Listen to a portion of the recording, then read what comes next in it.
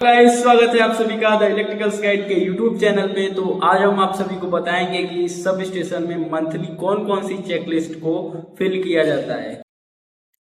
ये देखिए गाइज, ये हमारा पहला चेकलिस्ट जो कि फायर एक्सटिंग्विशर इंस्पेक्शन चेकलिस्ट है। मतलब इसमें जो भी हमारे फायर एक्सटिंग्विशर लगे होते हैं CO2 टाइप या फिर पाउडर टाइप, तो उसमें हमें हर मंथ में चेक करना होता है कि क्या क्या उसमें डैमेजेस आए हैं। देखिए, पहले पॉइंट है एक्सटीरियर नो डैमेज कोरोजन, मतलब कोई उसमें डैमेज तो नहीं है, कोई कोरोजन तो नहीं लगा हुआ है। फिर उसका पेंटिंग कैसा है, गुड कंडीशन में है या फिर पेंटिंग उसका निकल गया है, तो वो सब कुछ चेक करते हैं। ये सारा महीना इसमें दिखा दिया रहेगा, जनवरी फरवरी मार्च। इसको मतलब एक साल में 4 बार तो करना ही होता है। वैसे आप हर मंथ में भी कर सकते हैं, कोई दिक्कत नहीं है। फिर उसमें कौन आइडेंटिफिकेशन मार्क सही है कि नहीं, उसको ऑपरेशन अच्छे से कर सकते हैं कि नहीं, उसमें कैप जो लगा हुआ है, वेंट होल्स जो होते हैं, क्रैक्स होते हैं, वो सब सही है कि नहीं, उसको चेक किया जाता है। और इसमें यस और नो में आंसर दिया जाता है कि मतलब हमारा सही है तो यस करेंगे, नहीं तो नो कर देंगे। उसका प्लग सही है कि नहीं, जो कार्ट्रिज है, सील है, वो सही से है कि नहीं, सेफ्टी पिन जो लगा होता है उसमें वो सब सही है कि नहीं, उसको हम लोग अच्छे तरीके से चेक करते हैं और फिर ये चेकलिस्ट को फिल करते हैं। तो चलिए गाइस, बाकी नेक्स्ट चेकलिस्ट आपको दिखाते हैं।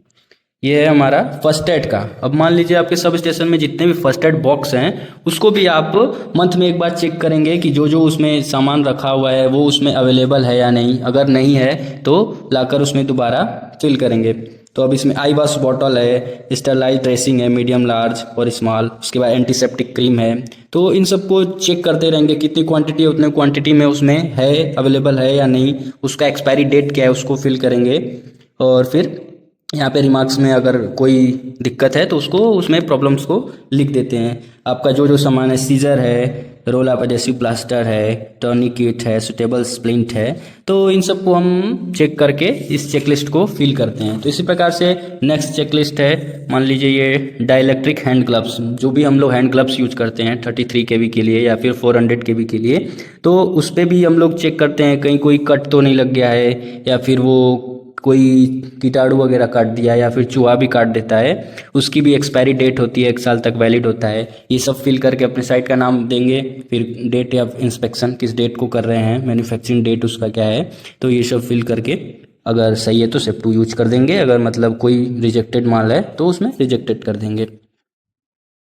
कौन से क्लास का हैंड ग्लव्स है। इसके बाद नेक्स्ट चेकलिस्ट है वो लेडर का है। लेडर मतलब जो भी सीढ़ी आप ए टाइप बी टाइप यूज़ करते हैं उसको देखेंगे, उसमें कोई प्रॉब्लम तो नहीं है लेडर में। उसके लिए ये चेकलिस्ट होता है, भरेंगे कहीं से टूटा नहीं है, लूज हिंज तो नहीं है, स्लीवर अपराइट ट्रंक स्टेप सब कुछ सही है, कोई डैमेज नहीं आया है।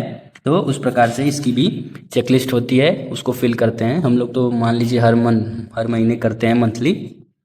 बाकी इसी तरह सेफ्टी हेलमेट का होता है, सेफ्टी हेलमेट को भी चेक करेंगे, उस पर कोई ब्रोकन वगैरह तो नहीं हुआ है, टूटा नहीं है, डैमेज नहीं है, ऑपरेशन करने के लिए वो पर्याप्त है या नहीं। उस प्रकार से उसकी भी एक चेकलिस्ट होती है। इसी प्रकार से मतलब हम लोग जो जो इक्विपमेंट यूज़ करते हैं सबकी एक चेकलिस्ट होती है। पीपीज का होता है, जो भी हम लोग टेक्निकल इक्विपमेंट यूज़ करते हैं, वोल्टेज डिटेक्टर हुआ, रिंच हुआ, सबका एक मैन्युफैक्चरिंग डेट होता है, कब वैलिडिटी उसकी ख़त्म होगी, वो सब हम लोग चेक करके चेकलिस्ट में फिल कर देते हैं। तो थैंक यू गाइज, मिलते हैं नेक्स्ट वीडियो में।